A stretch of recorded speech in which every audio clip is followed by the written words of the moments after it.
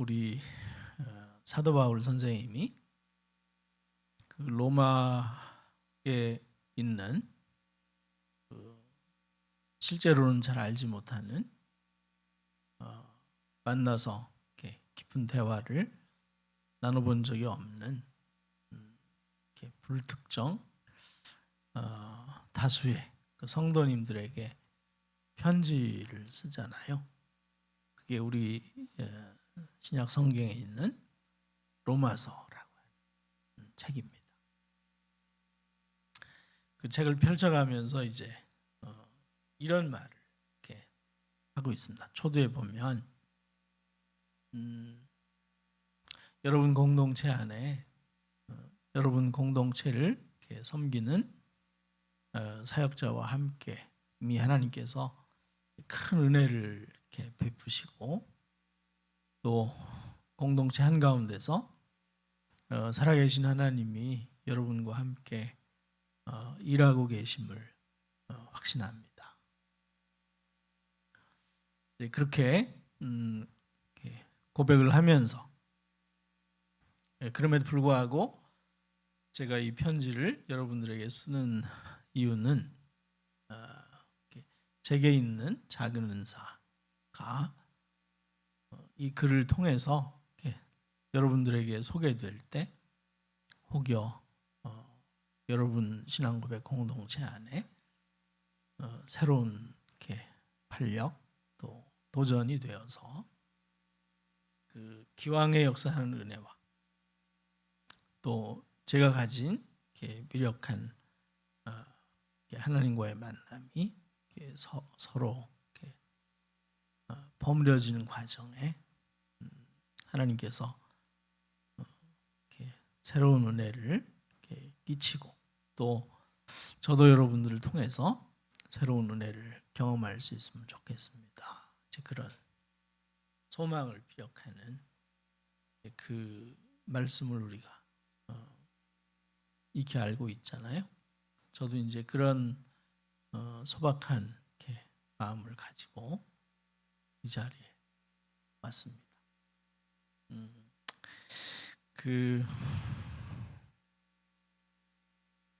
우리 요한복음 3장을 한번 이렇게 보겠습니다.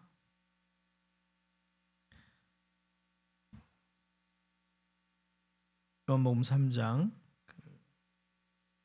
1절 말씀부터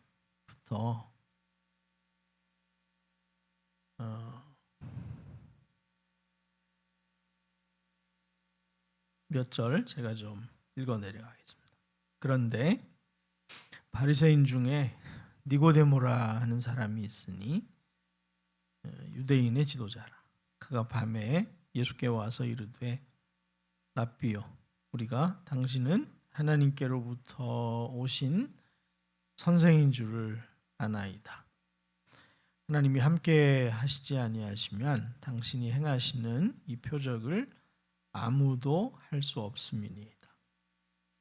예수께서 대답하여 이르시되 진실로 진실로 내게 이르노니 사람이 거듭나지 아니하면 하나님 나라를 볼 수 없느니라. 니고데모가 이르되 사람이 늙으면 어떻게 날 수 있사옵나이까? 두 번째 모태에 들어갔다가 날 수 있사옵나이까? 예수께서 대답하시되 진실로 진실로 내게 이르노니 사람이 물과 성령으로 나지 아니하면 하나님 나라에 들어갈 수 없느니라. 한 군데 성경을 좀 더 보겠습니다. 마태복음 16장을 한번.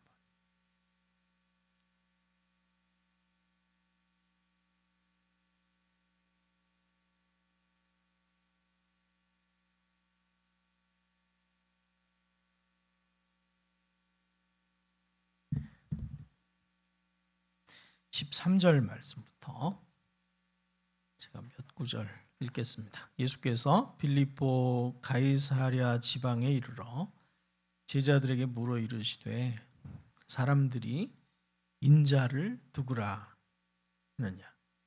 이르되 더러는 세례 요한, 더러는 엘리야, 어떤 이는 예레미야나 선지자 중에 하나라 하나이다. 이르시되 너희는 나를 누구라 하느냐. 시몬 베드로가 대답하여 이르되 주는 그리스도시요 살아계신 하나님의 아들이시니이다. 예수께서 대답하여 이르시되 바요나 시몬아 내가 복이 있도다. 이를 내게 알게 한 이는 혈육이 아니요 하늘에 계신 내 아버지시니라. 또 내가 내게 이르노니 너는 베드로라. 내가 이 반석 위에 내 교회를 세우리니 음부의 권세가 이기지 못하리라. 내가 천국 열쇠를 내게 주리니 내가 땅에서 무엇인지 매면 하늘에서도 매일 것이요 땅에서 내가 무엇이든지 풀면 하늘에서도 풀리리라 하시고. 아멘.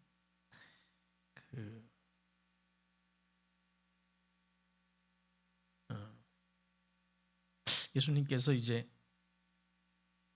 나이 30살이 되셔서 세상에 나타나시잖아요. 그리고 곧바로 제자들을 부르셨습니다.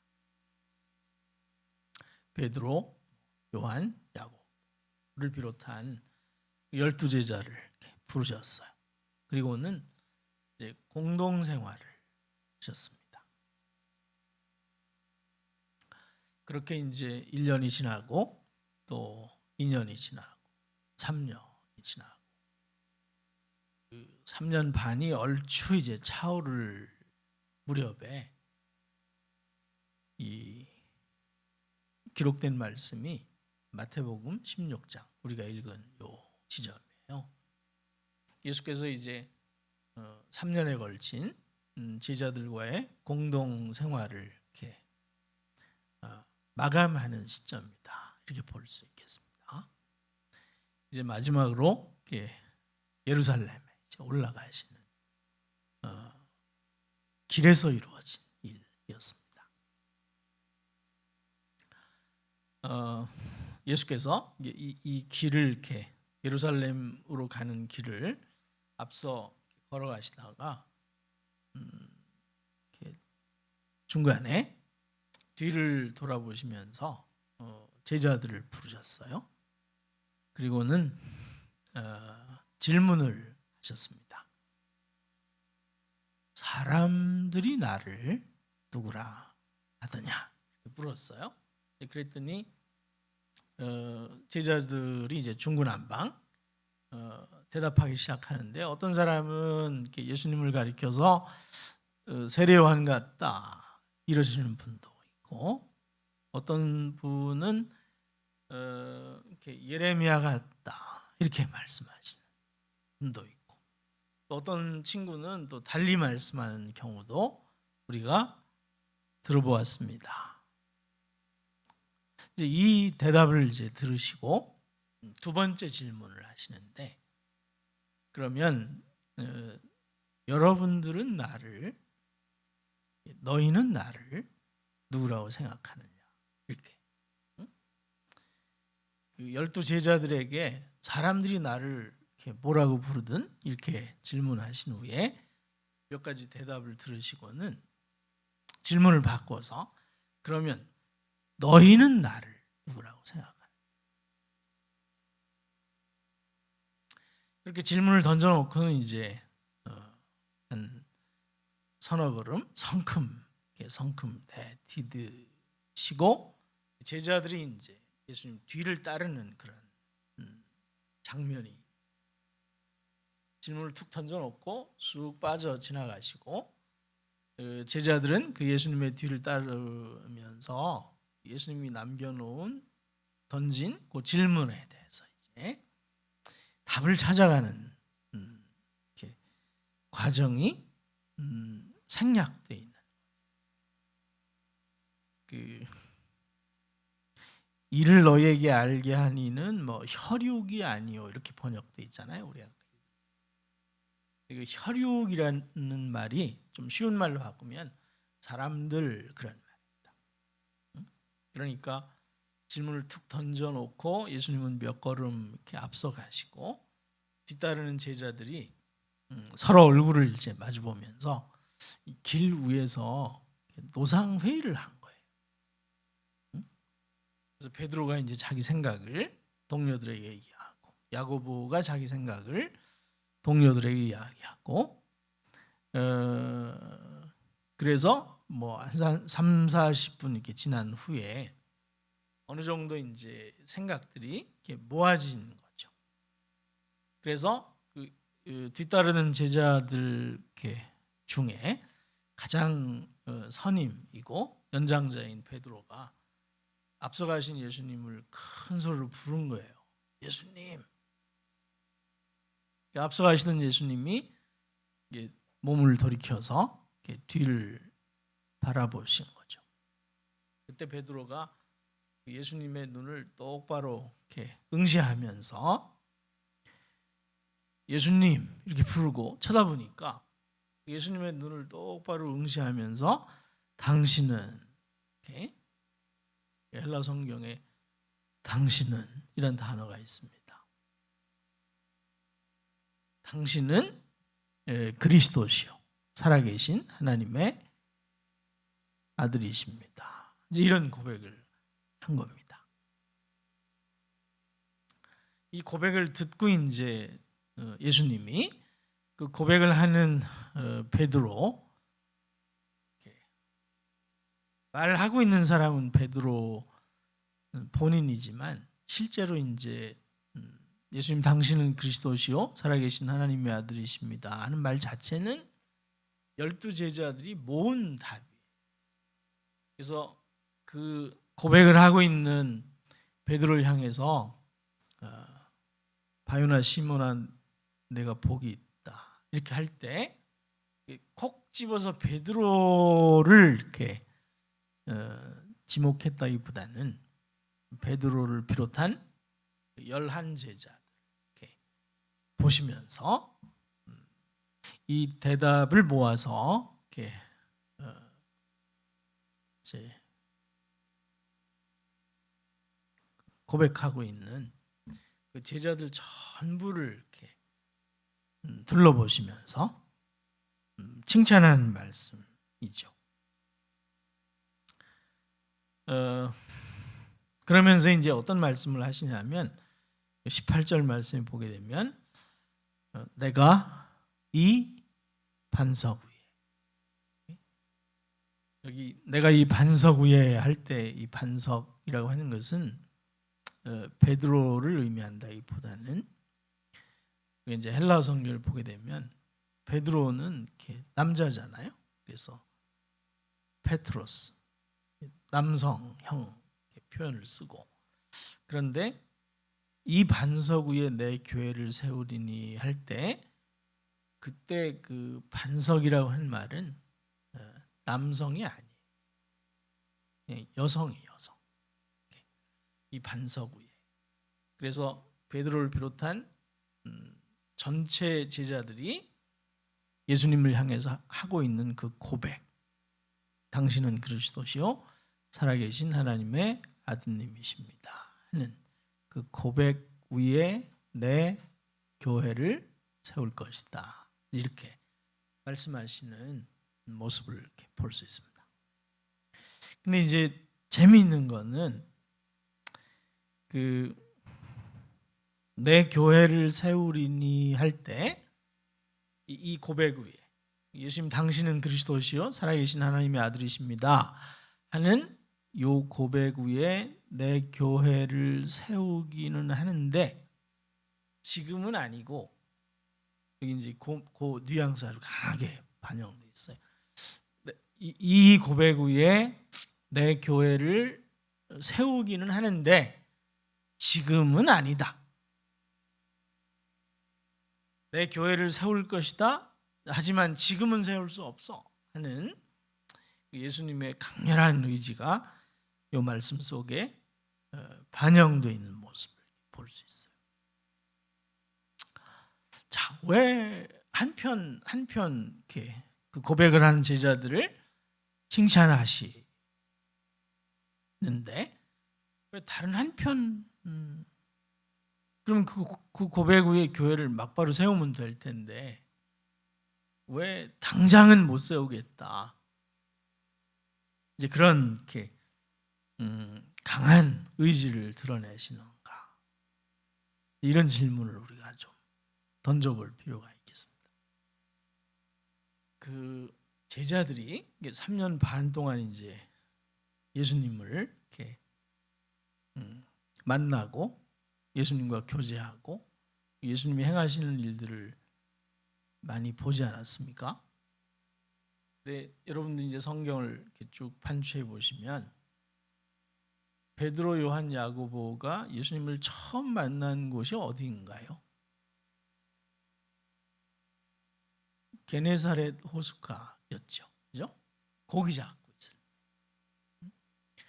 베드로, 요한, 야고보가 그 자기의 일터에서 밤이 맞도록 이렇게 고기를 잡기 위해서 애를 썼는데 물고기를 한 마리도 못 잡았어요.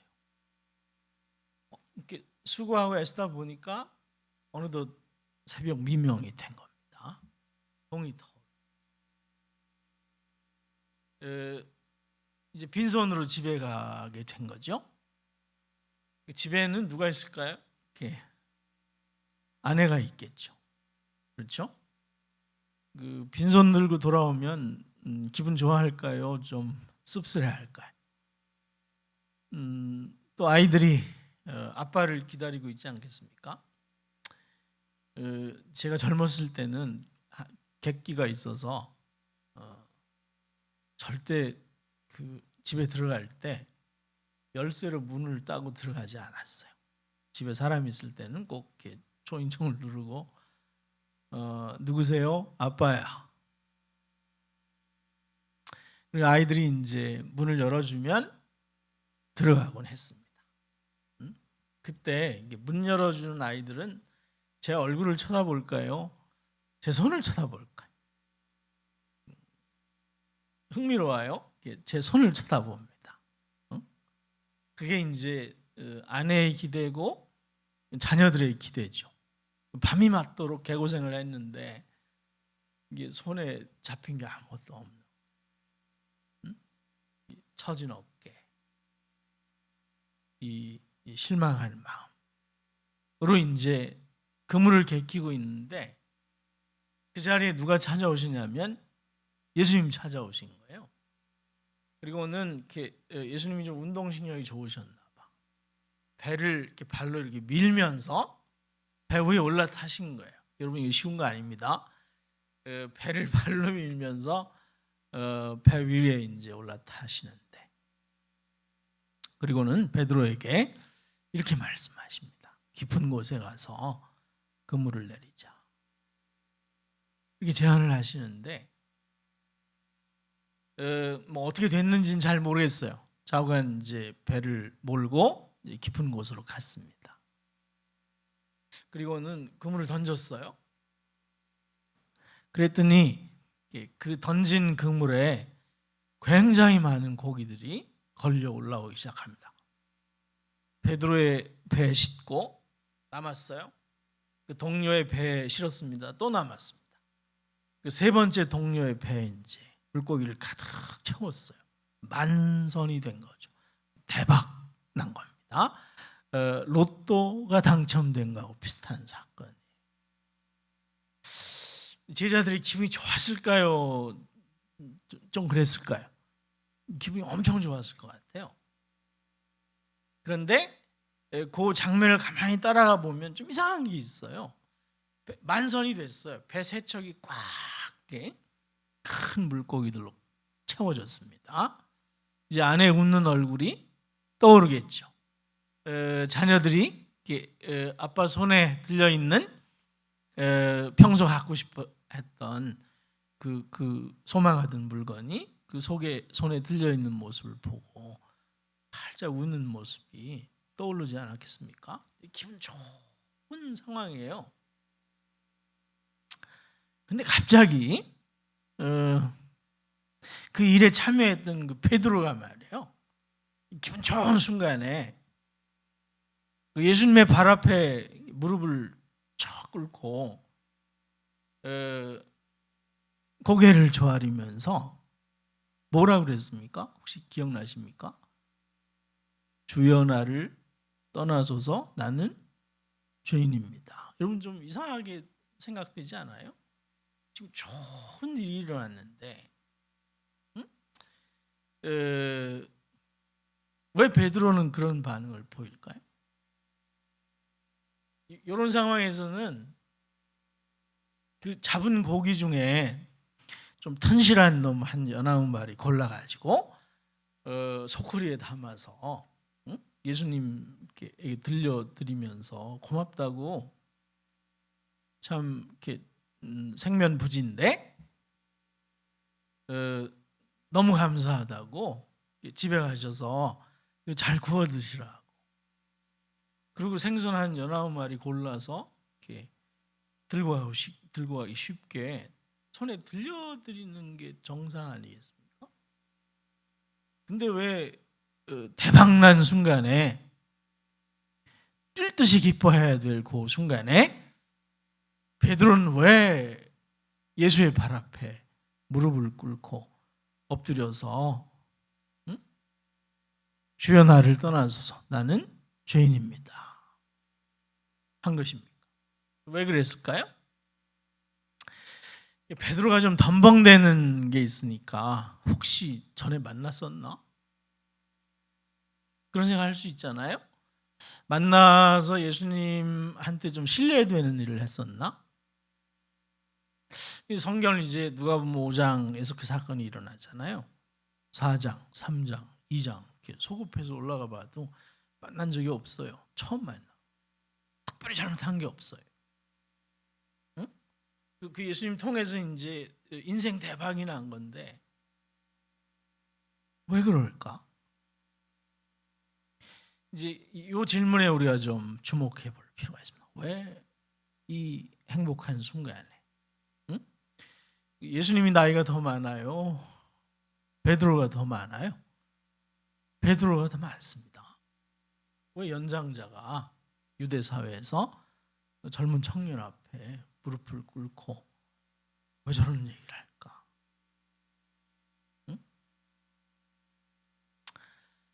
우린 성경을 읽다가 대박난 거에 이제 걸려 넘어져서 더 이상 생각을 하지 않습니다. 내 인생에도 대박 났으면 좋겠습니다. 이제 이렇게 살짝 빠져나가죠. 정말 중요한 것은 왜 저러지? 저 사람이? 이 좀 중요한 질문. 왜 그랬을까요? 그 루돌프 오토라고 하는 사람이 있습니다. 독일 사람인데요. 이분이 재밌는 책을 하나 썼어요. 하나님을 만났을 때 사람이 하나님을 만났을 때 어떤 반응을 보이는가, 이런 걸 이렇게 연구를 했어요. 그래서 이제 힌두교, 이슬람, 유대교, 기독교, 그래서 이 신체험이 발생하게 되면 그 신체험이 일어난 곳에 하나님을 만난 경험에 어떤 특징이 나타나는가 하는 것을 이제 연구를 했는데 재미있는 결과가 샘플링이 됐습니다. 어떤 결과가 나타났냐면 하나님을 만나잖아요. 사람이 하나님을 만나면 어떤 본능적인 반응을 보이냐면 크신 하나님, 놀라우신 하나님, 인간의 이해를 뛰어넘는 하나님을 인간이 만났을 때 처음 느끼는 반응이 무엇이냐면 자기의 보잘것없음, 누추함, 소망 없음, 비천함, 죄인됨, 불결함, 천박함, 이걸 고백을 한다는 거예요. 신을 체험하면. 이게 첫 번째 이제 하나님을 만났을 때 나타나는 첫 번째 반응이에요. 이걸 이제 미스테리움 트레멘둠 이런 표현을 쓰는데요. 신을 만나게 되면 그 신과의 만남을 통해서 깊은 두려움이 경험된다는 거예요. 두 번째, 신을 만날 때 경험되는 두 번째 반응이 있는데 그것이 무엇이냐면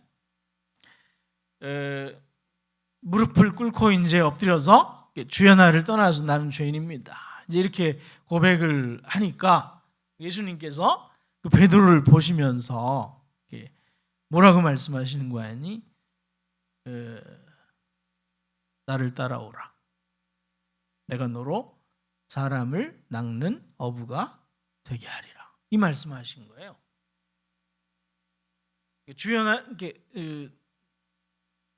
주여 나를 떠나서 나는 죄인입니다. 이렇게 고백하는 그 베드로를 향해서 예수님 뭐라고 이렇게 말씀하시냐면 나를 따라오라.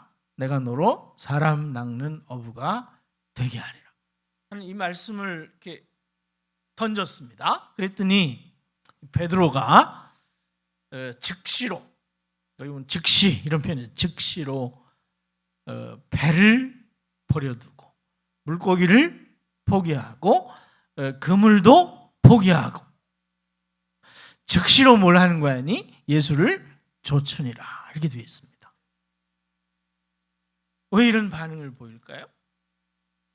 이 오토에 의하면 하나님을 만난 사람이 보이는 두 번째 반응이 무엇이냐면 두려움을 불러일으키는 그 동일한 존재에 대해서 무한한 끌림을 경험한다는 거예요. 무한한 형용할 수 없는 깊은 매력을 느끼게 된다.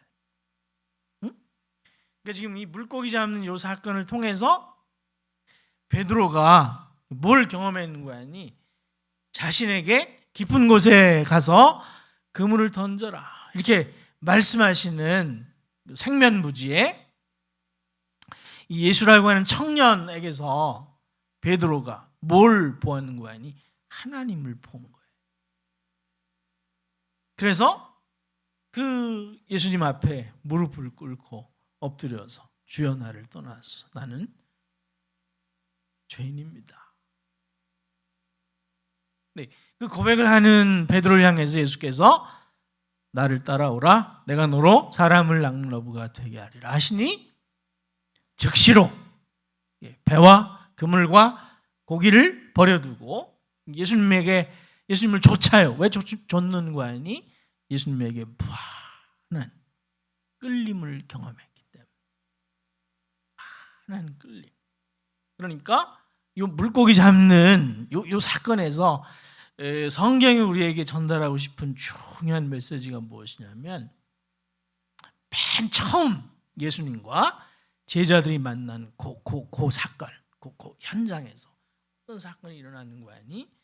예수께서 하나님이심을, 예수님이 자신이 하나님이심을 분명하게 드러낸 신체험과 함께 예수님을 따르는, 이건 단순한 물고기 정도가 아닌 거예요. 이 사건 속에서 뭘 보게 되냐면 이 생면부지의 나사렛 출신의 예수라고 하는 존재가 하나님이구나 하는 사실을 경험을 한 거예요. 깊이 경험한 거예요. 그래서 이제 예수님을 쫓아 나섭니다. 그렇게 인연이 이제 형성이 돼서 예수와 함께 공동생활을 하게 된 거죠. 그리고 이제 이런 흐름 속에 이제 나다니엘도 참여하고 마태도 참여하고 해서 이제 12 제자들이 된 거예요. 그리고 이제 예수님과 함께 12 제자들이 이렇게 갈릴리와 또 두로와 시돈 그리고 사마리아 그리고 예루살렘을 이렇게 순회를 하면서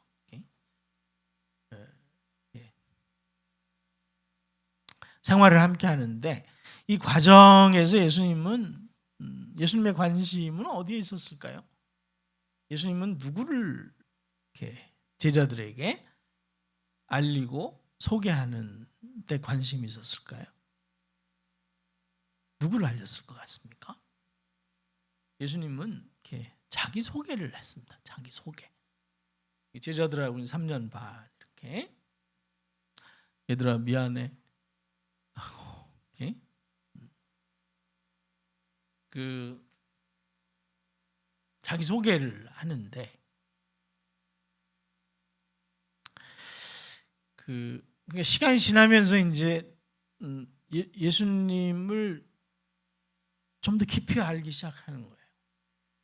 그렇게 해서 이제 예수님 따라갔더니 어느 날은 예수께서 벳세다 들녘에서 사람들에게 말씀을 전하기 시작했는데 그 남자들이 말해 일해야 될 이렇게 직장 출근해서 일해야 될 청장년들이 5,000명 가까이 예수님의 말씀을 들으려고 광야에 몰려오는 이런 사회는 정상적인 사회일까요? 비정상적인 사회일까요? 비정상적인 사회죠. 일해야 될 시간에 예수의 말씀을 들으러 광야에 나오는 이 고용 문제가 좀 심각한 사회였던 거죠.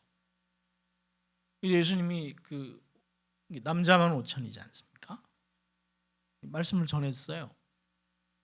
근데 이제 사람들이 예수님의 그 자기소개, 예수님 자기를 소개하셨어요. 기회가 있을 때마다 예수님 자기 소개를 하시는데 예수님의 자기 소개가 굉장히 좀 신박했던 것 같아요.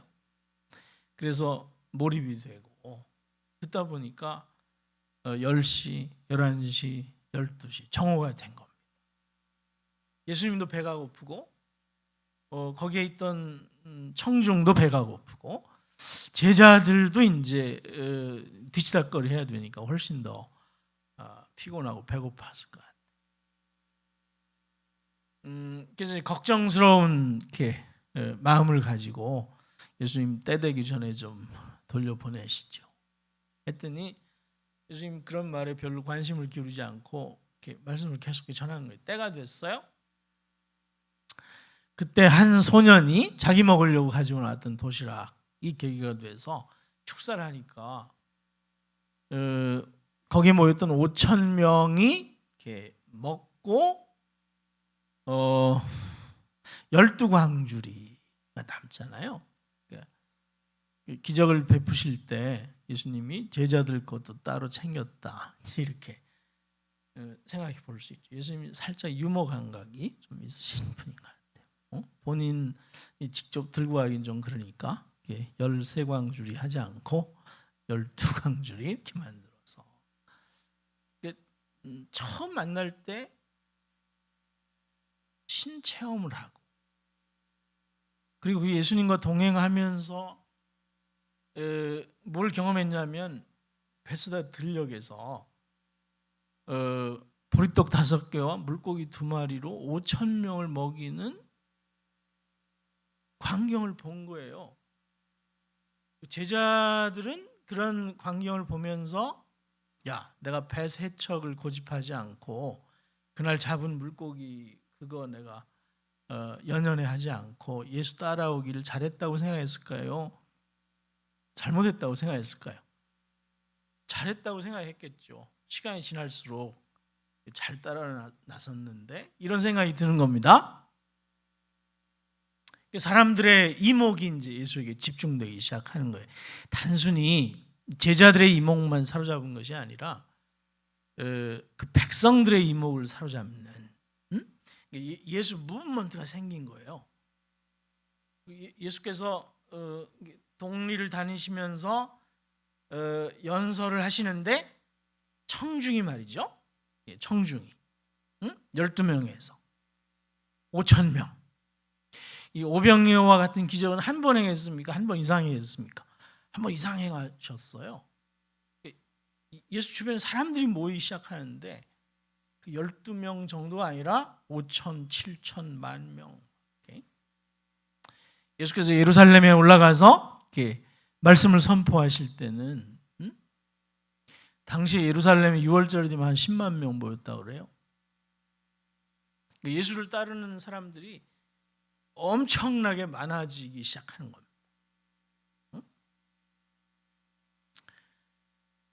그래서 제자들 마음속에 예수님 따라 나서기를 참 잘한 거예요. 이런 생각이 드는 거예요. 그렇게 무슨 사람들이 이렇게 모여들고, 그리고 예수 무브먼트가 막 생겨나는데, 이 당시 이제 유대 사회는 로마의 압제 아래에 있지 않았습니까? 우리가 세계사 공부하면서 로마는 팍스 로마나 정책을 쓰지 않습니까? 식민지를 하되 식민지로 삼은 그 나라 똘똘한 청년을 유소년을 잡아다가 로마 왕립학교에 보내서 등록금 다 대주고 로마의 세계관을 이렇게 습득하게 하고, 그 중에서 좀 출중한 친구들을 이렇게 택해서 뭘 했는 거 아니? 식민지의 총독을 삼는 거죠. 통치자를 삼는. 그 중 한 사람이 헤롯이라고 하는 사람이에요. 헤롯은 생긴 것은 유대인이겠죠. 유대 나라 말도 잘할 겁니다.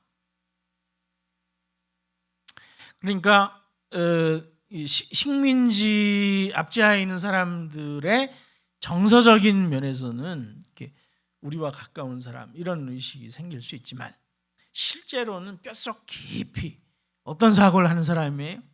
로마식 사고를 하는 사람이죠. 누구에게 충성할까요? 로마의 황제에게 충성하는 사람일 겁니다. 그렇게 해서 팍스 로마나 정책을 쓰지만 실제로는 뭐 하는 거 아니? 굴종시키고 빼앗고, 그렇죠? 자유를 억압하고 하는. 여러분, 삭개오 있지 않습니까? 삭개오를 세리장 그러지 않습니까? 근데 흥미로운 것은 말이에요. 예를 들어서 이스라엘 이렇게 네모난 나라라고 치면 4등분을 해가지고 네 등분에 이제 세리장을 하나씩 세워요, 로마 정부에서. 근데 그 세리장 자리를 로마 제국에서 뭘 했냐면 돈을 주고 팔았습니다. 그러니까 삭개오는 그 구획 중 하나를 거금을 로마 제국에 바치고 산 거예요. 그게 세리장입니다. 그리고 세리장 자격을 갖게 되면 이 세리장 삭개오는 뭐 할 수 있는 거 아니? 세리들을 고용할 수 있는 거예요. 그 지역에, 자기가 관할하고 있는 지역에 세리를 고용을 해. 그러면 세리장인 삭개오는 자선사업 하려고 투자했겠습니까? 이익을 얻으려고 투자했겠습니까? 이익을 얻으려 투자했겠죠. 그래서 자기에게 주어진 것 구획에서 세금을 걷어가지고 뭐 해야 돼요? 자기가 고용한 세리들 월급 주고 자기 원금 되찾아야 되지 않겠습니까? 이익을 남겨야 되지 않겠어요? 그죠? 그러니까 세리장 한 사람은 실제로 뭐 하는 거 아니? 로마 권력자의 위임을 받아서 백성들의 고혈을 짜는 이제 그런 구조의 우두머리가 누구냐면 헤롯인 거예요. 그러니까 백성들은 현실적으로 보게 되면 삭개오 같은 세리장들에게 고통을 당하고, 근데 큰 틀에서 보게 되면 이걸 오르거나이즈하고 있는, 생긴 건 우리하고 똑같은데 로마를 위해서 일하고 있는 저 부역자들, 그들에 대한 정서적인 태도가 좋았겠습니까? 싫었겠습니까? 싫죠. 드러내놓고 말은 하진 않지만 속으로 뭐 하는 거야? 이를 갈고 있는 거예요. 죽일 놈들. 진짜 나쁜. 그런 정서를 이렇게 예수께서 아실까요? 모르실까요? 알죠. 그래서 사람들이 예수 무브먼트에 참여하고, 그래서 민심이 이제는 예수를 중심으로 해서 들썩이고 있을 때, 그때 예수께서 무청중들 앞에서 뭐라고 한마디 툭 던지는 거 아니? 헤롯을 가리켜서 딱 한마디 하세요. 여우라. 여러분 그 박근혜 대통령이 이렇게 습격을 당하고 병원에 입원하지 않습니까? 퇴원할 때 한마디 하죠. 딱 한마디 했습니까? 휴전선은 이게요.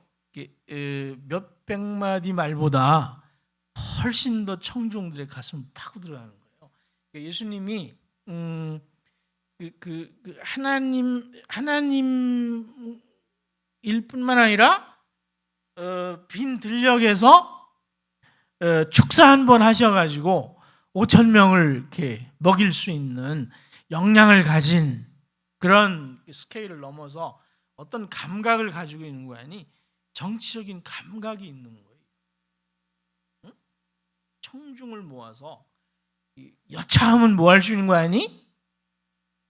봉기도 일으킬 수 있는 애국심이 아주 투철한 정치적인 전략가처럼 보인 거예요. 예수께서.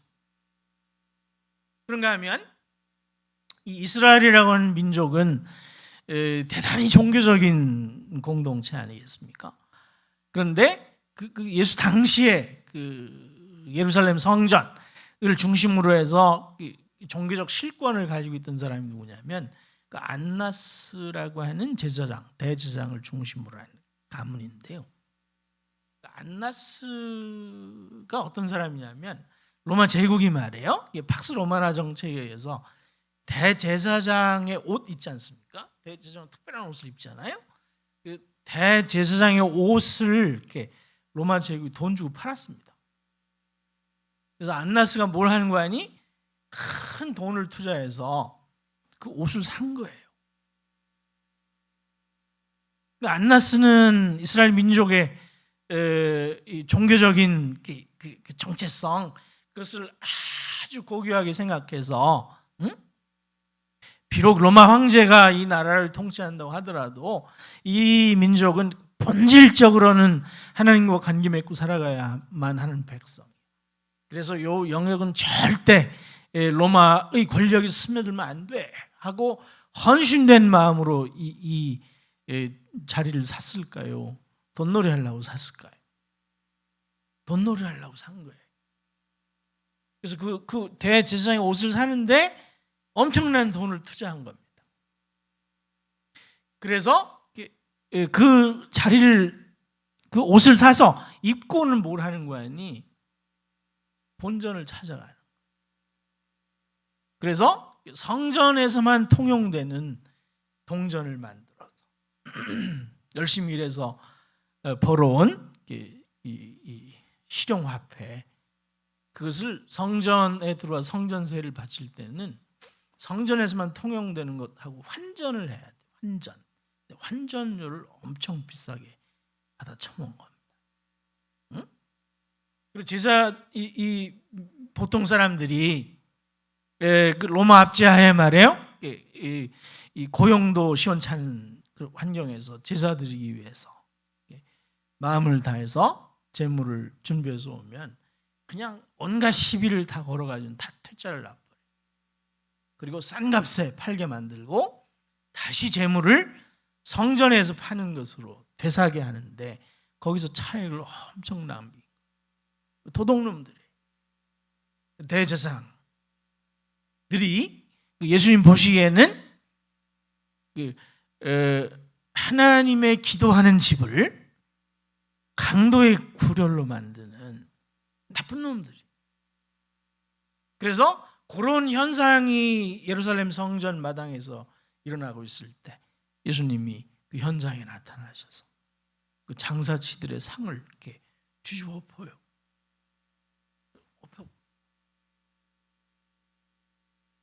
요 모습을 보면서 예수를 따르는 12제자와 예수를 따르는 무리들이 그 안나스 집안이 하나님의 기도하는 집을 강도의 구렬로 만들었다는 사실을 당시 백성들이 알았을까요? 몰랐을까요? 알았죠. 알았어요. 여러분, 말하지 않아도 우리가 알아요. 정서적으로 다 통하는 게 있어. 알았어요. 말을 못할 뿐이지. 그런데 예수께서 무엇 하시는 거 아니? 그 현장에 나타나서 그 부패한 종교 행상인들 그들의 상을 뭐 하시는 거야? 다 뒤집어 엎어버리는 거예요. 이 부패한 종교를 고발을 하는 거예요. 잘 생각해 보세요. 예수님은 하나님과 통하는 사람, 그리고 하늘의 능력을 통해서 무에서 유를 창조하는 이 경제적인 역량이 탁월하신, 그런가 하면 당시의 정치적인 정세를 읽으시고 뭇 백성들의 정치적인 관심을 단어 하나로 틀어줄 수 있는 그런 정치적인 감각을 갖고 있는, 뿐만 아니라 이스라엘이라고 하는 독특한 공동체, 그 공동체의 정체성을 틀어주고 있는 성전에서 반드시 실행돼야 할 가치가 무엇인지 똑바로 파악하고 있는 제자들의 기대와 희망이 점점 더 커졌을까요? 작아졌을까요? 점점 더 커졌습니다. 예수를 따르는 제자들의 기대와 희망이 점점 커진 거예요. 게다가 예수님이 마음까지 따뜻해. 한 번은 나인성을 지나가시는데 독자를 잃은 과부의 장례 행렬을 보게 된 거예요. 그 과부의 삶이 그 성 사람들의 마음을 움직여서 그 성읍에 살고 있던 사람들이 함께 깊은 슬픔에 사로잡혀서, 이스라엘 민족 가운데 여성의 권리라고 하는 것은 누가 찾아줄 수 있습니까? 남편이 찾아줄 수 있고, 그렇죠? 남편이 전쟁터에 나가 죽게 되면 그 권리를 누가 찾아줍니까? 아들이 찾아주지 않습니까? 과부의 남편이 없어요. 권리를 찾아줄 남편이 없고, 하나 기대한 것이 뭐냐면 독자인데, 독자가 뭘 했냐면 죽어버린 거예요. 이 여인의 권리를 찾아줄 사람이 아무도 없어요.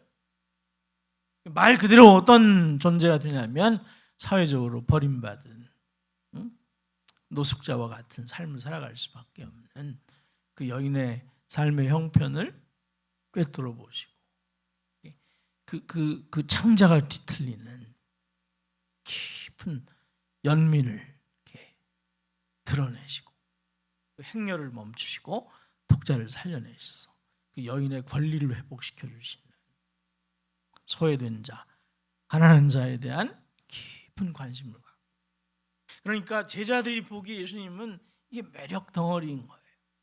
응? 야, 내가 참 인생 어쩌다가 이런 이렇게 대박 치는 분을 만나서 내 인생이 도대체 어떻게 될 건지, 내 미래가 어떤 방식으로 굴러갈지, 지금까지 이런 일을 해오신 그 예수께서 이제 마지막으로 뭐 하는 거 아니? 나 이제 마지막으로 예루살렘에 들어간다, 이 선언하니까 제자들의 마음이 이제 쿵쾅쿵쾅 하는 거예요. 이 막판에 이제 예수께서 들어가셔서 그동안 예수 12 제자들과 그의 주변에 보여주셨던 그 역량들을 응집해 총체적으로 드러내심으로써 헤롯을 내어쫓고 고용을 정상화시키고 종교가 정화돼서 진정한 기도와 예배가 드려지는 이제 그런 꿈이 자기들 눈앞에 막 다가오고 있는 거예요. 지금 길 위에서 그 지점을 향해서 예수께서 걸어가고 있다고 생각을 한 거예요, 제자들이.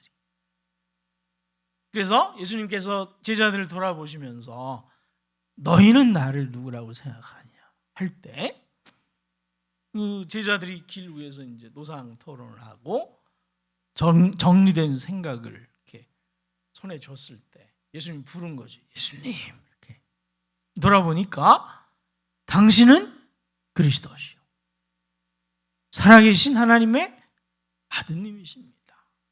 이게 무슨 뜻이었을까요?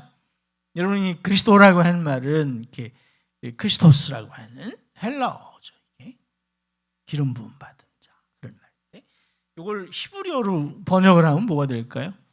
메시아, 기름 부음 받은 자. 당신은 메시아예요.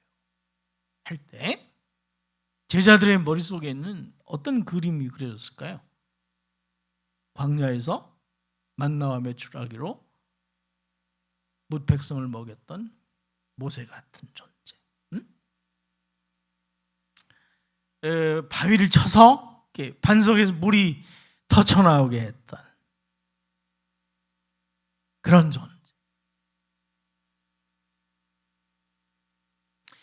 그런 모습이 예수님에게 겹쳐 보이는 거예요. 너희는 나를 누구라고 생각하느냐? 예수님, 당신은 메시아예요. 구약 성경에 등장하는 굵직굵직한 사건이 예수님하고 오버래핑되는 거예요. 자꾸. 게다가 살아계신 하나님의 아드님이십니다 하는 말을 할 때 요 말의 뜻은 무엇일까요? 시편 2편에 보게 되면 이스라엘 백성이 기다리던 왕이 하나 있어요. 어떤 왕이? 다윗 같은 왕. 마침내 하나님께서 다윗에게 약속하셨던 그 나라, 흔들리지 않는 영원한 나라, 그 나라를 회복하실 이가 당신이십니다. 그런 기대를 담아서 예수님을 향해서 예수님, 당신은 살아계신 하나님의 아드님이십니다. 이렇게 고백을 한 거예요. 그러니까 제자들의 마음은 메시아요, 마침내 약속을 따라 등장하는 모든 압제하는 백성을 꺾고 살아계신 하나님의 진정한 통치가 실현되는 그 주인공으로 예수님을 파악하고 있는 겁니다. 그러니까 몇 날이 못 돼서 예수님 주변에 서 있는 베드로를 비롯한 그의 제자들이 한 사람은 영의정으로, 한 사람은 좌의정으로, 한 사람은 우의정으로 이 등극할 그 꿈을 꾸고 있는 겁니다. 꿈을. 근데 비슷한 꿈을 꾼 사람이 누구냐면 아까 우리가 요한복음 3장에서 읽었던 니고데모라는 사람이에요. 니고데모가 요즘으로 치면 이제 국회의원쯤 되는 사람인데 지금 현역 국회의원들이 비서를 한 6명 채용할 수 있는, 4명 채용하는, 몇 사람이 비서를 채용할 수 있잖아요. 상당한 역량을 가진 비서들을 채용을 하는데 들리는 소문이 예수 무브먼트가 있다는 거예요. 제가 지금까지 설명했던 이런 예수 무브먼트라고 하는 것이 민간에서 막 형성되고 있다 하는 보고가 비서관들을 통해서 니고데모에게 들어온 거예요. 근데 니고데모는 경건한 유대인이어서 하나님께서 이스라엘을 버리지 아니하시고 이스라엘을 통해서 당신의 주권을 실현하시고 당신의 잃어버린 명예를 다시 찾으실 그 종말론적인 희망을 이제 갖고 정치 현장에 나가서 진심을 담아서 수고하는 신실한 정치인이었어요.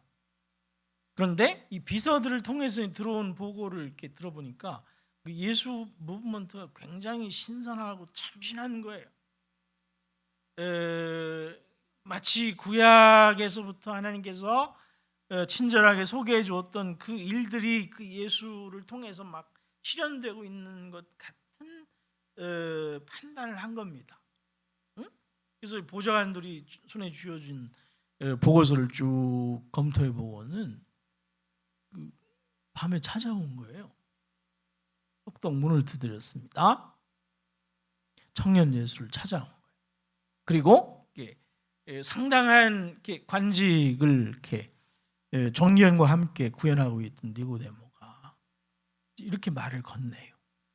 당신이 하는 일을 비서관을 통해서 잘 이렇게 보고를 받았는데 지금 하고 있는 그 일을 하는 것을 보니까 당신은 하나님께로부터 온 이렇게 진정한 사역자이십니다.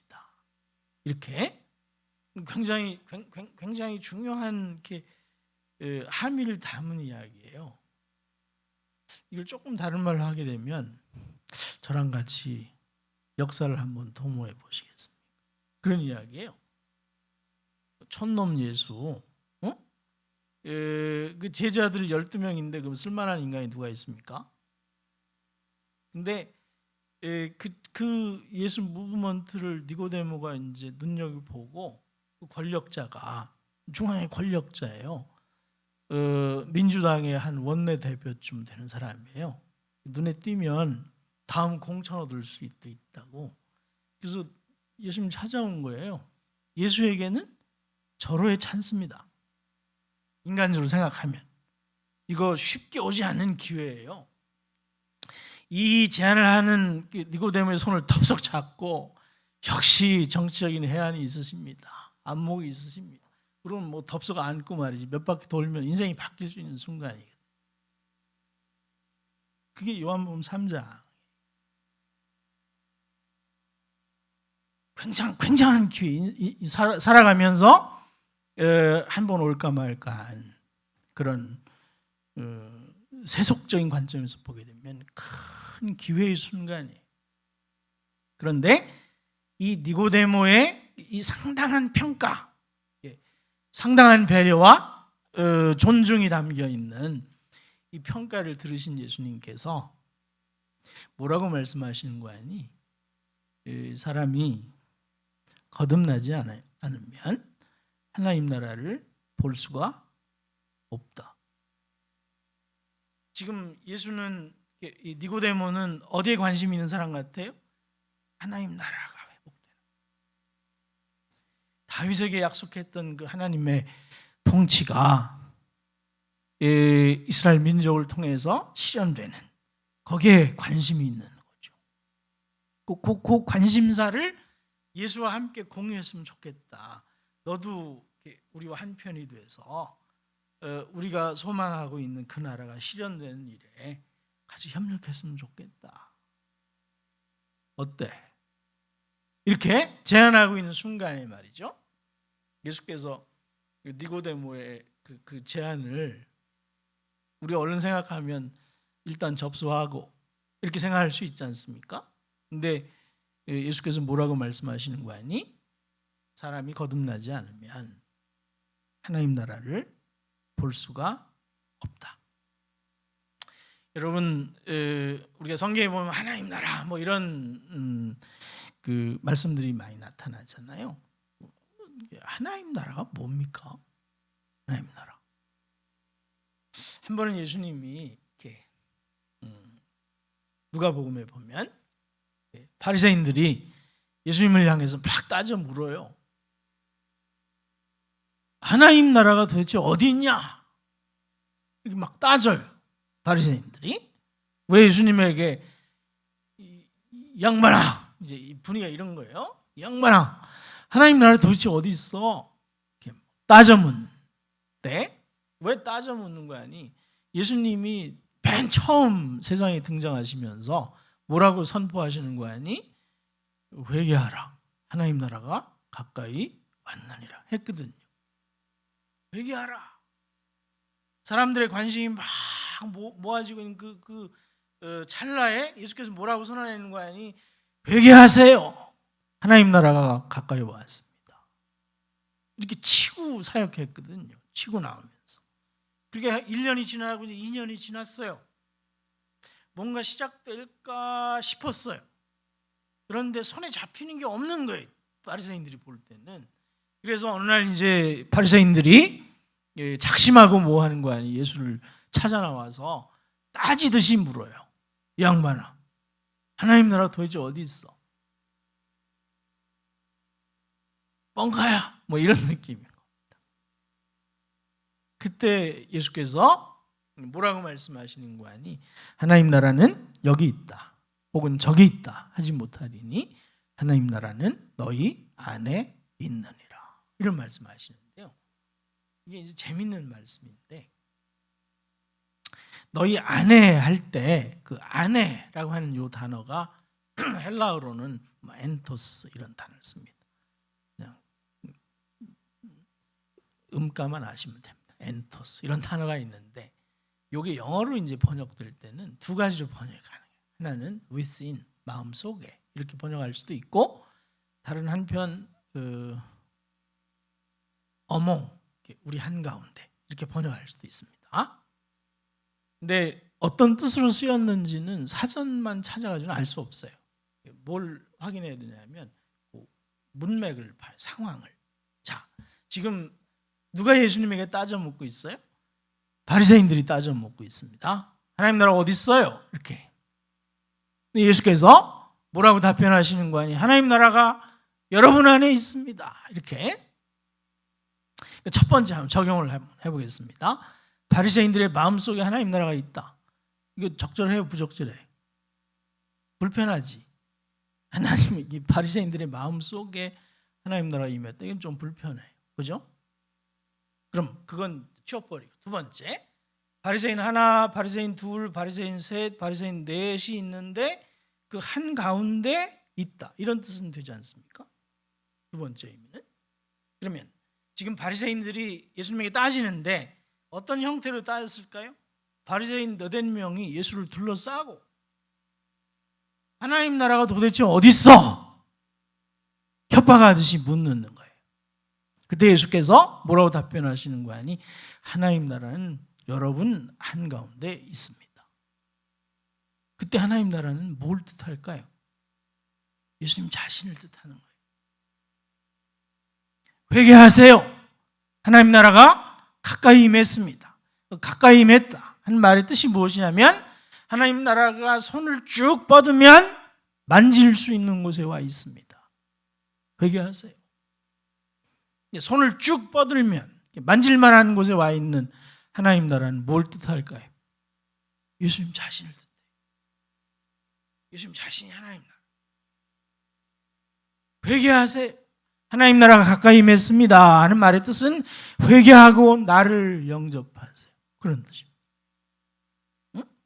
지금 니고데모가 예수님 찾아와서 예수님에 대한 평가를 하고 있는 거잖아요.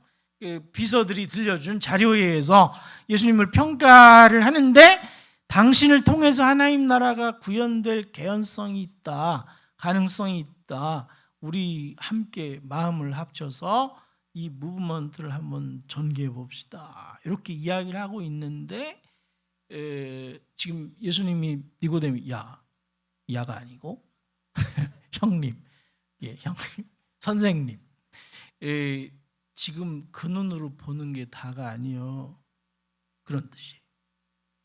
1.5짜리 눈으로 보는 게 전부가 아니다. 응? 그러면서 뭐라고 말씀하시는 거 아니? 거듭나야. 거듭나야. 누구를 볼 수 있는 거 아니? 나를 볼 수 있어. 이렇게 말씀하고 있는 거예요. 거듭난다는 말이 뭘까요? 왜 거듭나야 이렇게 이야기를 하는데, 니고데모는 왜 이런 표현을 씁니까? 내가 나이가 몇인데 한 50좀 됐을 거예요. 내 나이가 50개인데 엄마 뱃속에 들어가 다시 나오냐? 이렇게 물어요. 그죠? 묻잖아요. 거듭난다 하는 말이 이렇게 두 가지 뜻이 있어요. 다시 태어난다 이런 뜻도 있고, 다시 태어난다 하게 되면 니고데모처럼 생각하는 게 맞지. 내 나이가 몇 개인데 엄마 뱃속에 들어가서 다시 나오냐? 저기 다시 태어난다, born again 한다, 그런 뜻인데, 또 어떤 뜻이 있냐면 같은 단어인데 다른 뜻을 만들 수가 있습니다. 두 번째 뜻은 뭔가 하니 위로부터 난다, 그런 뜻이 있어요. 아나겐나오라는 단어를 쓰는데, 그 아나라고 하는 말이 다시 이런 뜻도 있고 위로부터 이런 뜻도 있는 거예요. 근데 니고데모는 어떤 뜻으로 이해한 거예요? 다시 이렇게 이해한 겁니다. 근데 예수님은 다시가 아니라 나이 50 먹은 사람이 어떻게 엄마 뱃속에 들어가 다시 나와요? 그죠? 그건 생물학적으로 불가능한 이야기죠. 예수께서 의도하신 것은 뭔가 하니 사람이 거듭나지 않으면 할 때 거듭난다 하는 말이 무슨 뜻이냐면 위로부터 나지 아니야. 위로부터. 그게 이제 거듭난다 하는 말인데, 그러니까 베드로 이 니고데모가 예수님 말씀을 쭉 따라가다가 어려운데 이렇게 반응을 보여. 야, 쉽지 않다. 이렇게. 그때 이제 예수께서 말을 바꿔서 뭐라고 표현하는 거 아니? 사람이 물과 성령으로 나지 아니야. 거듭난다 하는 말의 뜻이 무엇이냐면 위로부터 난다 그런 말인데, 위로부터 난다는 말이 무슨 말이냐? 물과 성령으로 나는 것이다. 이렇게 친절하게 설명을 해줬어요. 니고데모는 구약 성경을 몇 번쯤 읽었을까요? 알 수 없죠. 1독했을까요? 2독했을까요? 3독했을까요? 유대인 남자로 살기 위해서는 적어도 성경을 한 번 15독 이상은 하게 될 거예요. 그때 성경은 구약 성경이겠죠. 니고데모가 구약 성경을 쭉 읽었어요. 한 10독 이상 한 사람이. 그래서 예수께서 이제 그런 정황들을 이렇게 고려하시면서 알아들을 수 있게 위로부터 난다 하는 말은 물과 성령으로 난다 하는 뜻이에요. 이렇게 이 정도 얘기하면 이제 예수님은 니고데모가 위로부터 난다 하는 말의 뜻을 알아들을 거라고 생각을 했어요. 그런데 못 알아들어요. 그래서 예수께서 좀 실망을 하십니다. 니고데모에게. 실망하시면서 당신이 이스라엘의 선생인데 물과 성령으로 난다 하는 말이 어렵습니까? 구약 성경 좀 읽지 않으셨어요? 뭐 이런 느낌을 갖고 대하는 모습을 볼 수 있어요. 예수께서 이렇게 말씀하실 때는 위로부터 난다, 물과 성령으로 난다 하는 말의 뜻이 구약 성경에 설명이 돼 있다는 거예요? 안 돼 있다는 거예요? 돼 있다는 거예요. 구약 성경에 위로부터 난다, 물과 성령으로 난다 하는 말이 구약 성경에 써 있다. 이제 그런 말씀이 되겠죠. 어디 써 있을까요? 여러분 에스겔서 36장을 한번 펴보겠습니다. 에스겔서 36장.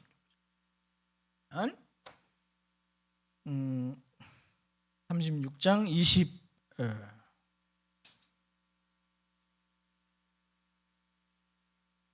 25절 말씀 한번 보시면 25절 맑은 물을 너희에게 뿌려서 너희로 정결하게 하되, 여기 보면 물이라고 하는 단어 나오죠. 그죠? 물, 깨끗한 물. 그 다음에 27절을 한번 보시면 36장 27절 보시면 내가 내 영을 너희 속에 두어, 여기 성령이 등장해요. 25절에는 물이 등장하고 27절에는 성령이 등장해요. 물과 성령이 등장해요. 제가 시골에서 컸는데요. 제가 초등학교 다닐 때 우리 저 남자친구 정도 될 때 방학 겨울 방학이 되면 동네 아이들하고 이제 그 마을 회관에 모여가지고 마을 회관 마당에 모여서 딱지치기, 구슬치기, 이렇게 동전 던지기, 짤짤이, 벽치기, 뭐 이런 거, 뭐 자치기 이런 거 하면서 이제 열심히 놀았던 것 같습니다.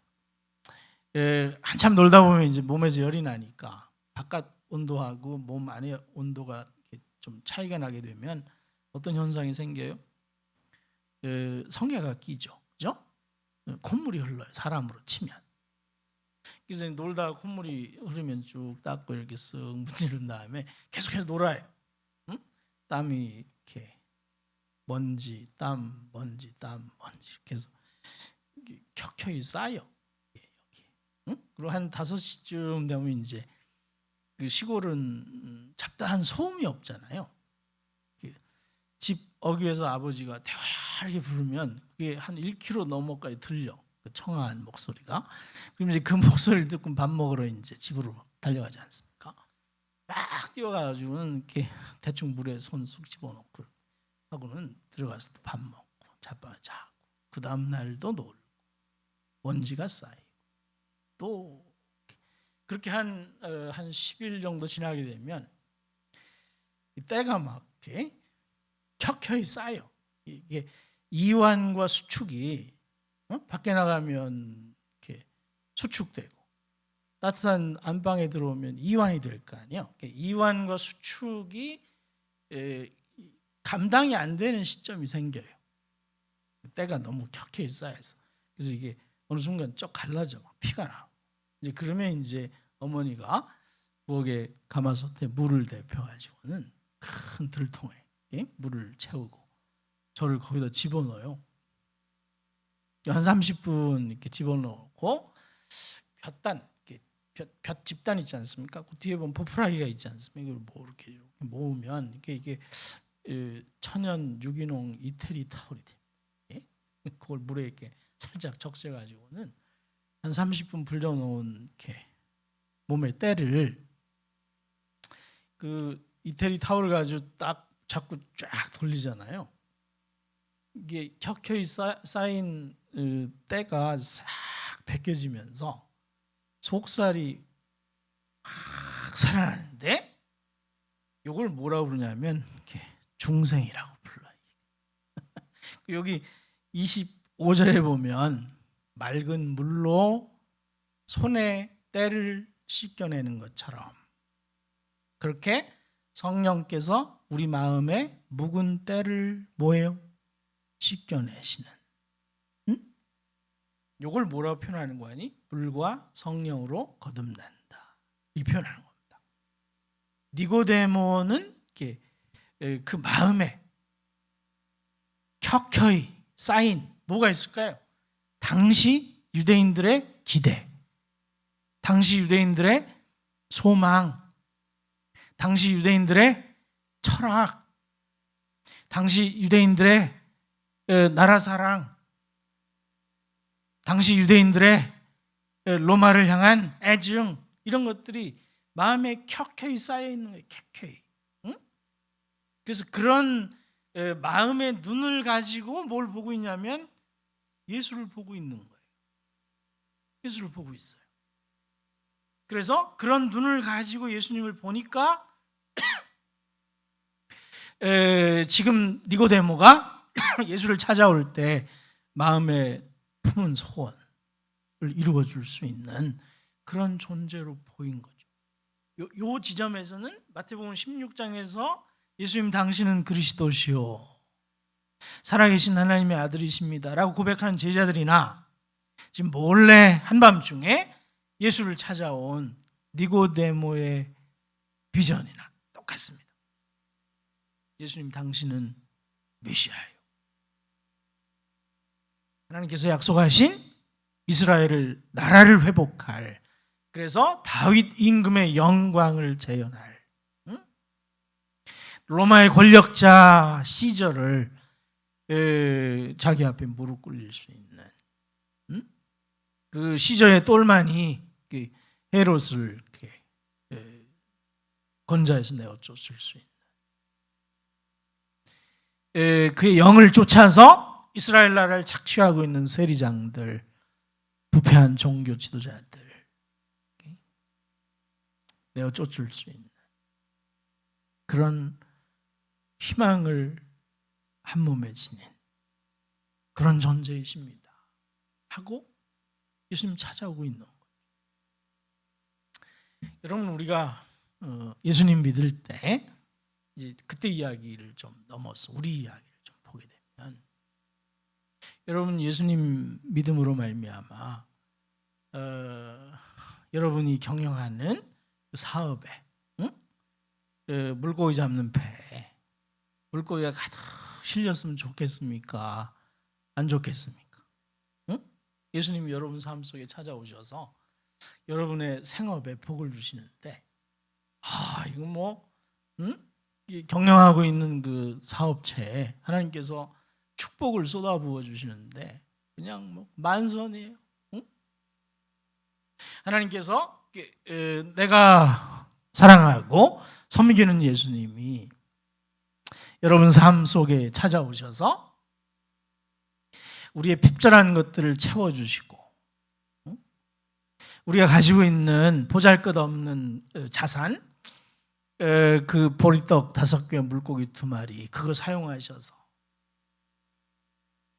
내 인생에 좀 이렇게 12광줄의 기적, 그런 것 좀 이루어 주시면 좋겠습니다. 제가 전심을 다해서 주를 사랑하니까 예수님 저 때는 좀 고생을 하더라도 내 자녀 때에는 집안이 풀리게 해주세요. 권력을 얻고 명예를 얻고 재물을 누리는 그런 자녀들. 그래서 이 전주시에서 소문난, 대한민국에 소문난, 그래서 CTS, CBS 나와서 간증하고 부모의 이름에 영광을 돌리는 그런 자녀가 됐으면 좋겠습니다 하는 그런 기대와 소망을 예수님에게 슬며시 싣습니까? 싣지 않습니까? 싣지요.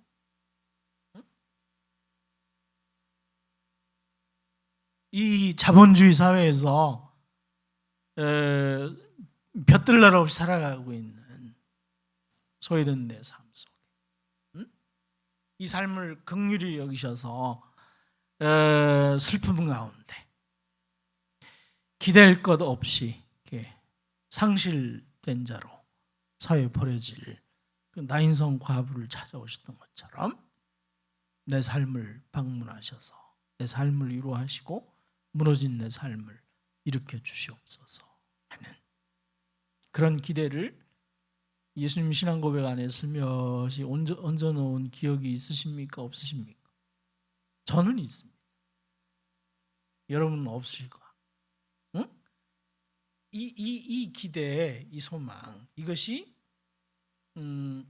종교를 떠나서 저나 여러분 같이 연약한 피조물들이 불교의 경우에는 부처에게, 이슬람의 경우에는 알라에, 기독교의 경우에는 예수님에게 그런 소박한 거예요. 왜냐하면 우리가 살면서 정말 이렇게 소박하게 기대할 수밖에 없는 소박한 기대. 그것을 예수님에게 슬며시 실을 수 있죠. 또 이런 소망이 들키면 안 되니까 새벽 기도할 때 혼자 조용히 이렇게 옆에 사람 안 들리게 좀 봐주세요. 내가 예수 믿은 게 지금 몇 년째입니까? 이 정도 했으면 좀 뭐가 바뀌어야 되는 거 아닙니까? 이제 그런 마음을 실제로 품을 수 있을까요? 없을까요? 있어요, 그죠? 굉장히 자연스러운 반응이에요. 그런데 그 지점까지 서 있는 게 우리가 마태복음 16장에서 만난 제자들이고 요한복음 3장에서 만나고 있는 니고데모입니다. 특별히 비난할 이유는 없어요. 왜냐하면 저나 여러분이나 사람이기 때문에 그 지점을 쉽게 제치고 주를 만나기는 쉽지 않습니다. 그런데 예수님은 말이죠, 여기서 멈추기를 원치 않으시는 것 같아요. 우리가 요 지점에 머물러서 예수님 당신은 그리스도시요 살아계신 하나님의 아들이십니다 하는 요 고백을 붙잡고 일생 살아가는 것에 대해서는 예수님의 속이 그렇게 편치 않으신 거예요. 내가 그거 충분히 이해하는데 나랑 조금 더 가볼래? 이런 기대를 드러내고 있는 모습을 볼 수 있어요. 자, 제자들이 이런 소망을 가지고 예수님 불러요. 응? 주여 삼창하고 부르고. 이건 여러분 성도님들이나 신학을 가르치는 목사 교수들도 마찬가지예요. 함께 학교에 이제 일하기 시작했는데 나이가 같아요. 한 친구는 2살 어리고, 근데 막 이렇게 암, 사기, 말기 그래요. 응? 늘 가까이서 보던 친구인데 살려주세요 기도하는 게 당연한 거 아니겠습니까? 살려주세요. 살려놓으면 또 뭐 하겠습니까? 한 10년 있다 또 죽을 거 아니에요. 그죠? 나사로를 죽음에서 건진 건 사실인데 그 친구 또 죽었잖아요. 응? 여러분, 크게 부자 되면 특별히 드시고 싶은 게 뭐 있으십니까? 크게 부자 됐을 때 특별히 드시고 싶은 거, 그걸 드셨다고 쳐봅시다. 그래서 뭐 어쩌라고? 응? 크게 부자 되면 혹시 입고 싶은 옷 브랜드 있으세요? 입었다고 쳐봐요. 그래서 뭐 어쩌라고? 응? 한 10분 기분 좋고, 물방울 다이아몬드 좀 끼고 싶으십니까? 끼면 뭐합니까? 손이 늙는데. 손이 늙어서 어울리지가 않아요. 여러분, 우리가 희망할 수 있는데 우리가 희망하는 것이 영원하지가 않아요. 이건 영원한 게 아니에요. 응? 우리가 젊음을 좀 유지해 보기 위해서 별지랄을 다 하지 않습니까? 한 3년 정도 뭐 시차를 늦췄다 당겼다 할 수 있긴 한데 다 소용없는 짓이에요. 그렇죠? 이걸 살짝 당겨도 얼마 안 가요. 응? 목에 있는 주름 뭐 여기 찝으면 없어진다는데 한 3년 지나면 다시 나타나. 여러분, 이런 정도에 머무르는 거, 응? 여기에 우리 예수님이 만족하지 않으시는. 그래서 이 마태복음 16장에 보게 되면 예수님, 당신은 그리스도시요 살아계신 하나님의 아들이십니다. 지금 우리가 이야기하는 이 소망을 가지고 예수님 불러 세워놓고 고백을 했어요. 예수님 마음이 좀 넉넉하신 분이어서 그냥 내치지 않고 바요나 시몬에 내가 복이 있다, 응? 격려를 하시, 칭찬을 하시는데, 그런데 뭐 하는 거 아니? 그런데 그것만으로는 교회가 안 돼. 그리고 이제 뭐라고 말씀하시는 거 아니? 야, 내가 이제 예루살렘 성에 들어가면 붙잡히고 얻어 터지고 죽음에 넘겨지고 부활할 것이다. 4마디를 하셨습니다. 내가 예루살렘에 올라가면 체포되고, 응? 그리고 모진 고문을 당하고 마침내 죽고 그리고 다시 살아날 거야, 이렇게 말씀하시는데, 지금 제자들이 말이죠, 예수님 당신은 그리스도시요 할 때 그 세척 배 실어오는 물고기가 막 왔다 갔다 하고, 예? 그 뱃속 들녘에서 말이죠, 멀티플라이징 되는 떡과 생선들을 막 보고 왔다 갔다 하는 게 눈에. 그런데 그 찰나에 예수께서 뭐라고 하는 거니? 그 제자들의 비전을 한여름밤의 꿈처럼 만들어. 여러분, 한여름밤 이렇게 잠을 깊이 잘 수 있어요, 없어요? 잔 건지 꿈을 꾼 건지 알 수 없는. 뭐 하시는 거 아니? 야, 내가 예루살렘 성에 들어가면 붙잡히고 모진 고문을 당하고 죽음에 넘겨질 거야. 그리고 부활한다. 이 부활한다 말을 했는데 부활이 뭔지 개념이 있겠습니까? 없겠습니까? 없어요. 부활한다는 말은 들리는데 무슨 뜻인지 알 수가 없는 거예요. 붙잡히고 고문을 당하고 죽는다 하는 그 3마디까지 따라 듣고는 베드로가 빡친 거예요. 아니, 양반아, 진작 얘기하든지. 3년 반이나 지났는데. 응? 여러분, 마태복음 19장에 보게 되면 예수의 이 무브먼트가 막 싹시 있는 거예요. 싹이. 이게 될성 부른 거예요. 그래서 뭘 했는 거 아니? 여러분, 베드로가 꽤 부자입니다. 배 있죠? 우리나라 삼면이 바다잖아요. 배 있는 사람 무시하시면 안 돼요. 큰 부자예요. 우리나라에서. 배 있죠. 응? 그 가버나움 회당에서 한 250m 떨어진 곳에 집이 있어. 베드로 집이. 요즘으로 치면 역세권 집이에요. 상당한 부동산 실력자예요, 베드로가. 그래서 뭘 했는 거 아니? 예수께서 3년 반 동안 제자들 데리고 이제 먹고 마시고 여행하고 하셨는데 경비가 소요됐을까요? 안 됐을까요? 됐죠. 그 비용은 어디서 났을까요? 매일 새벽마다 홀로 깊은 산 속에 들어가서 기도하시면서 황금오리 꺼내가지고 알하시 나서 팔았었습니까? 아니에요. 누가 후원한 거예요. 그 중에 한 사람이 누군가요? 베드로. 많이 투자했어요. 응? 예수님 제가 전답 팔아놓은 거 기억하시죠? 따지지 않습니까? 19장에 보면. 저 몰라라 하시면 안 됩니다. 이렇게 얘기하고. 실제로 뭐 하셨는 거 아니? 예루살렘 성에 들어갔어요. 그리고 뭐 하셨냐면 체포되시고 모진 고난을 당하시고 죽으셨어요. 어디까지 쫓아가는 거 아니? 제자들이 베드로가 어디까지 가는 거 아니? 못 박혀 죽는 데까지 따라갑니다. 진짜로 자빠 죽는 거예요.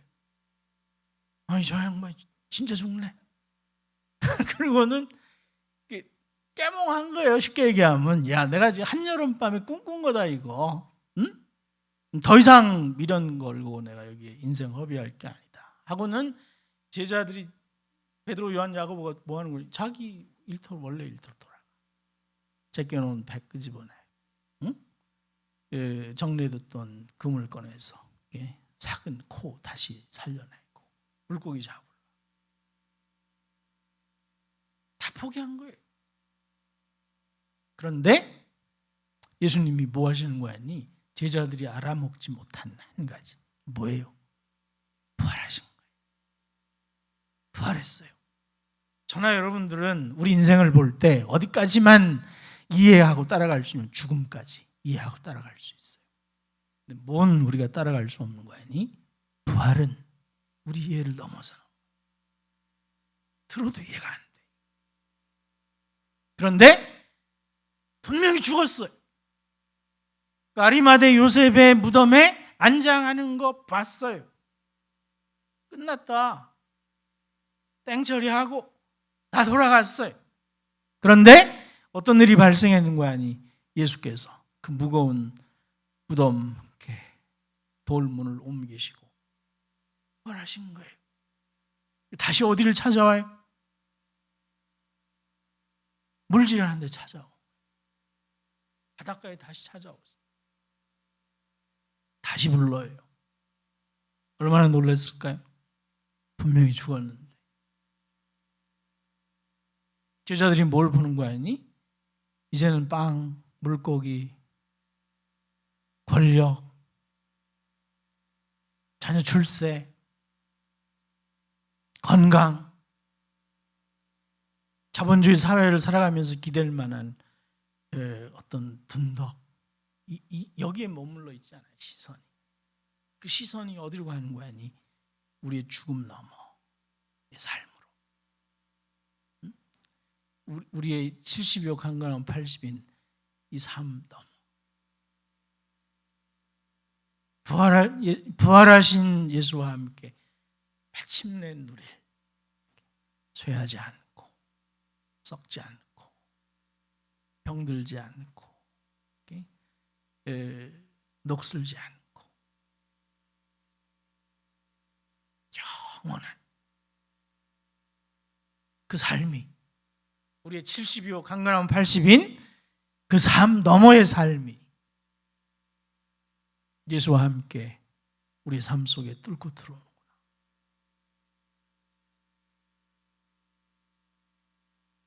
예수야말로 언젠가는 죽을 수밖에 없는 별의별 수단을 다 동원해도 끝내 7, 80을 넘기지 못할 그 제한된 권력, 제한된 영광, 제한된 재물을 가진 시저의 삶을 넘어서는 로마 황제의 삶을 능가하는, 이 시공간을 능가하는 영원한 삶을 향해서 우리를 부르시는 그 예수님을 보게 된 거예요. 그래서 고백이 바뀌어요. 예수님 당신은 메시아예요 할 때, 옛날에는 어떤 메시아를 생각했냐면 모세 같은 메시아, 엘리야 같은 메시아, 하늘에서 불이 막 떨어지고, 다윗 같은 메시아, 주변 열강들을 무릎 꿇리는 어마어마한 권력을 이렇게 구가한 다윗처럼 예수님을 생각했는데, 이 부활하신 예수님을 만나고 나서 예수님의 죽음, 고난을 경험하고 나서 성경을 다시 읽었더니 예수님 당신은 메시아요 할 때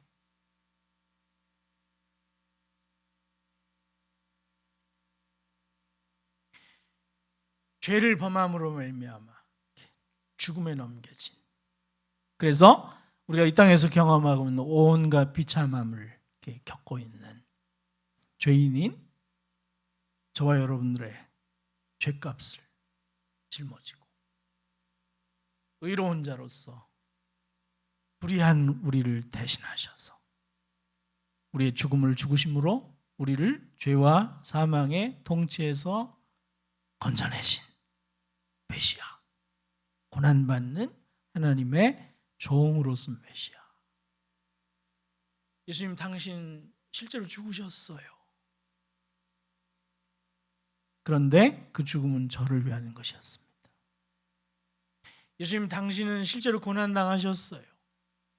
그런데 그 고난은 저를 대신한 고난이었습니다. 한 사실을 성경을 다시 읽으면서 본 거예요.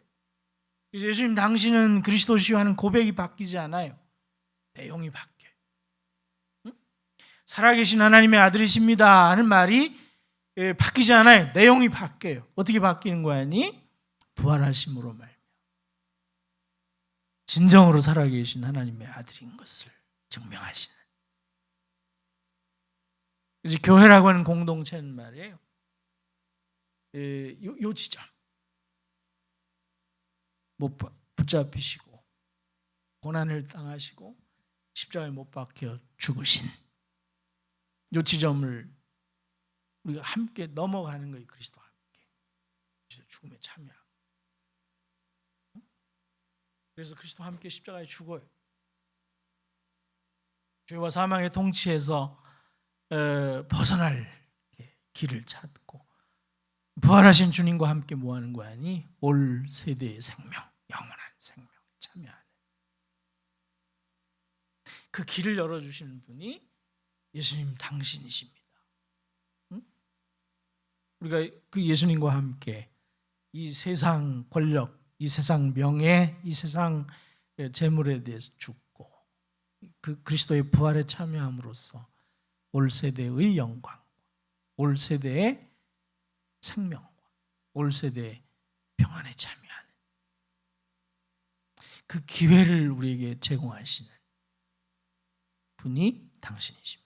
예수님 당신은 그리스도시요 살아계신 하나님의 아드님이십니다 하는 요 지점에 도달하는데 누가 결정적으로 일하신다는 거예요? 성령이 물로 우리 신체의 더러움을 씻겨내는 것처럼 성령께서 우리의 마음의 묵은 때, 초, 중, 고등학교를 다니면서 대한민국 사회에 살면서 나도 모르는 사이에 내 마음에 켜켜이 눌러붙은 그 세속적인 세관을 성령께서 물로 씻듯 우리 마음에 묵은 때를 씻겨내심으로 뭘 보는 거 아니?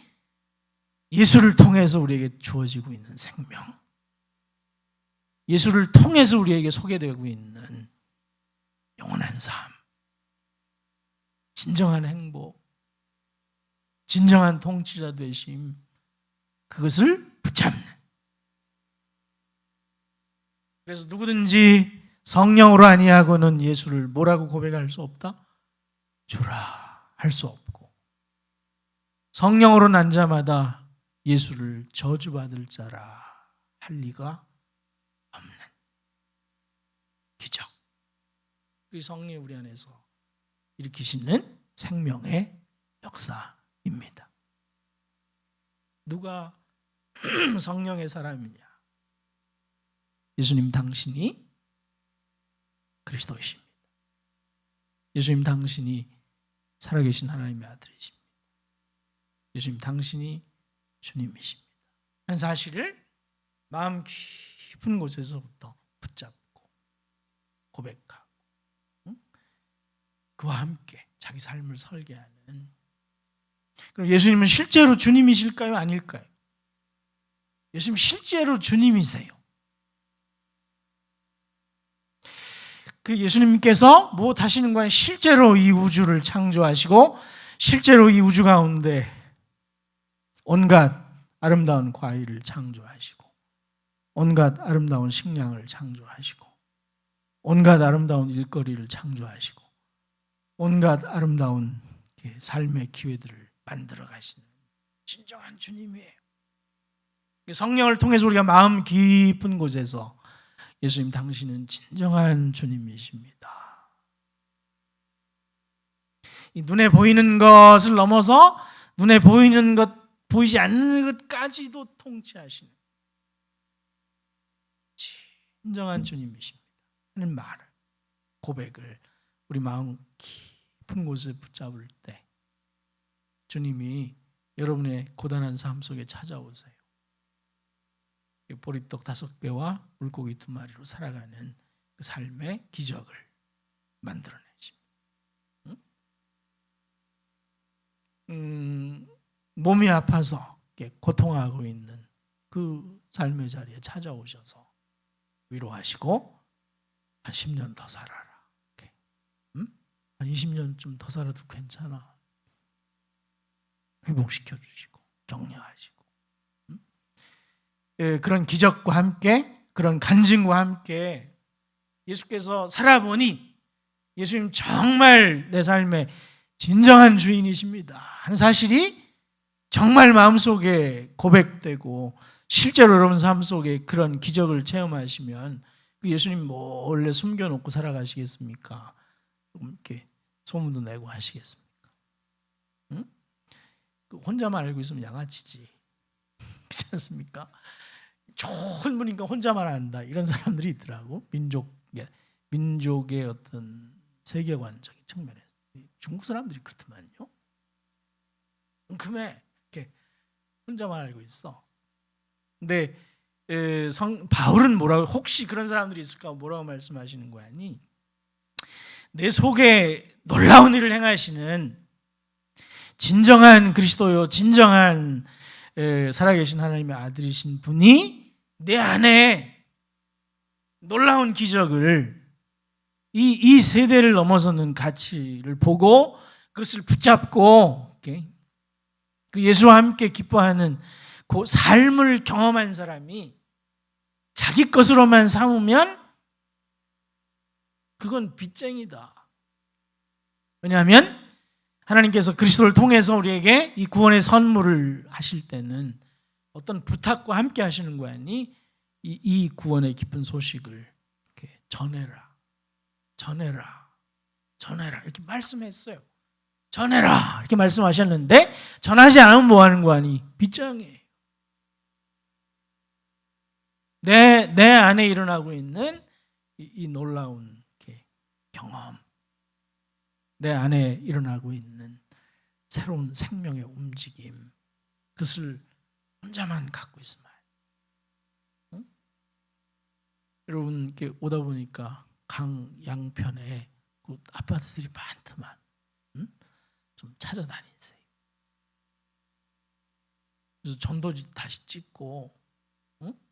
그래서 이 동네 말이에요. 이렇게 그 전도지가 왜 아이들 리스 준비하는데 이상한 아줌마들 사진만 바닥에 깔립니까? 그 소망장로교회, 응? 그 전도 팜플렛이 막 동네 발에 막 밟히도록 이렇게 다시 좀 일어나야 돼요, 여러분. 이 기쁜 소식을 다시 전파해, 다시. 응? 아이들도 일어나야 돼. 자기 친구들에게 이 소중한 예수님 자꾸 전해야 돼. 같이 오락하고 놀면서 짬짬이 끼워 넣어야 돼. 자꾸 전도지를 끼워 넣어. 생각이 열리게 말이죠. 주님은 이렇게 할 수만 있으면 모든 사람이 구원에 이르기를 희망하세요. 이게 하나님 마음이에요. 나를 찾아오셔서 나를 만나 주신 복되시고 소중한 하나님이 내게만 소중한 분으로 남는 것이 아니라 나 아닌 다른 사람들에게 증거도 해, 소개도 해, 더불어 함께 기뻐하고 축제가 이 교회 안에. 교회라는 공동체는 전부 다 어떤 공동체냐면 단순한 떡, 단순한 권력, 단순한 재물, 단순한 명예를 넘어서서, 그걸 넘어서서 그것만 붙잡고 있으면 말이죠. 하나님께서 동풍을 일으켜가지고 한번 휙 불어버리면 욥처럼 돼버려. 바닥나. 그거 갖고 있는 거 별거 아니에요. 동풍 한번 불면 다 사라져. 이걸 넘어서 정말 하나님 되심을 깊이 경험할 그런 교회가 될 때, 그래서 성령께서 회중 한가운데 운행하심으로 예수님 당신이 참으로 주님이십니다 고백을 함께 나누고, 이게 성령의 춤사위에 참여하는 거예요. 이 흐름을 자연스럽게 흘러 보내는. 그래서 여러분 친구들 만나면 물방울 다이아몬드만 자꾸 자랑하지 마시고 복음을 전하세요. 교회로 이끌어내시고 솔선수범해서 한 3년 뒤쯤 사경회 할 때는 요즘 다 찼으면 좋겠어요. 여러분 꿈을 좀 꾸세요. 성령이 임하시면 젊은이들도 청장년들도 노인들도 꿈을 꾸고 환상을 보고, 어떤 꿈을 꾸냐면 이 빈자리 다 채워지는 꿈을 꾸세요. 그리고 실제로 매주일 채우세요. 채워요. 함께 주를 노래하는 꽉 찬 공동체, 그걸 마음속에 그리고 기도하시고 기회를 만들고 이 기쁨 복음을 증거하는 일에 크게 성공하시고 기쁨을 누리시는 복된 성도님들 되시기를 우리 주님의 이름으로 축복합니다.